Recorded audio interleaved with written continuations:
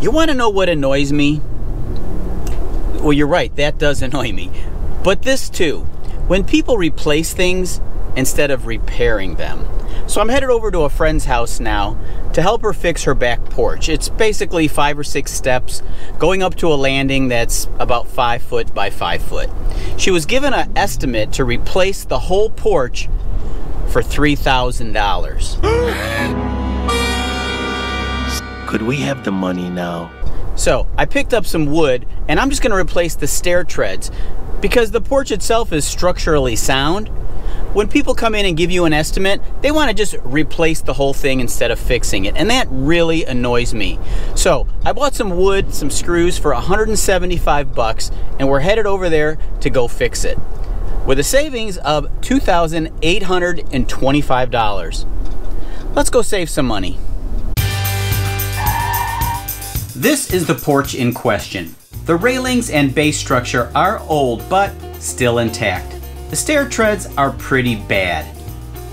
I might be able to save one, but most likely I'm gonna just need to replace all of them. A couple of tips before I begin. Number one, if possible, use the other side of the step. Simply take out the screws and the nails, flip it over, and use that side. I can't do that in this case because I've already done that. The second thing, if you can get these off in one piece and then use them as a template, that might save you some time as well. Using a hammer, you might be able to whack the treads right off, or you might need to take out some of the existing screws. They might be held down by screws, nails, or a combination. Or you might even be able to cut them using a sawzall. I'll start with the bottom one, which is going to need a special cut with a notch for the 4x4 posts. If the step comes out without breaking, I might be able to use it as a template for making the new one. I can see that there's a little damage to the stringer on the bottom step, so I'm going to reinforce that before replacing the tread.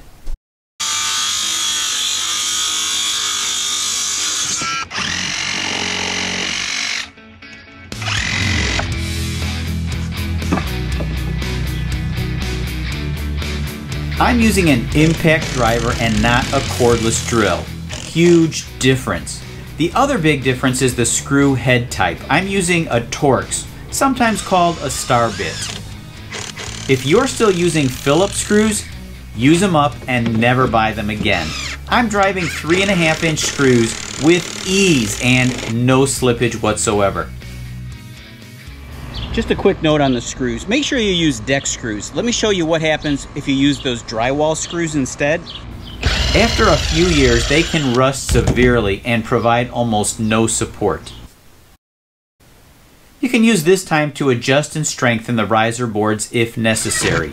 They do tend to get loose over time, especially if nails were originally used.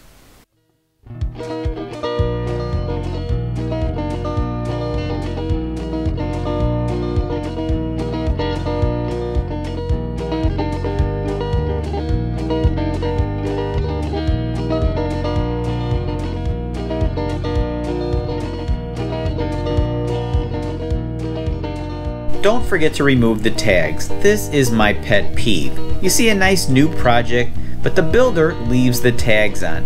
Take 2 seconds and finish the job.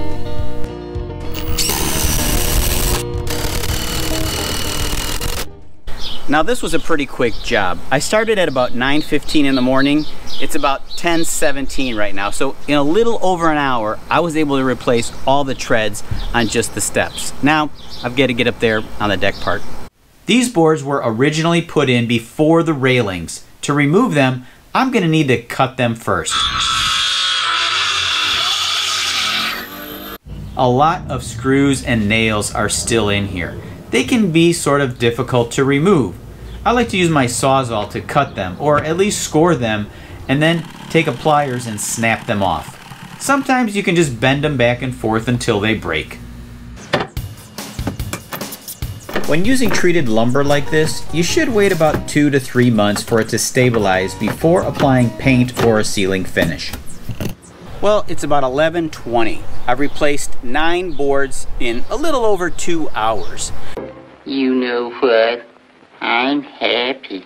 I did try to reuse one of the boards here, but I really don't like it, so I'm going to eventually change this one.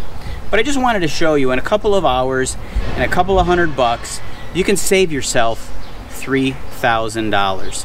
Thanks for watching Alley Picked and today's quick tip.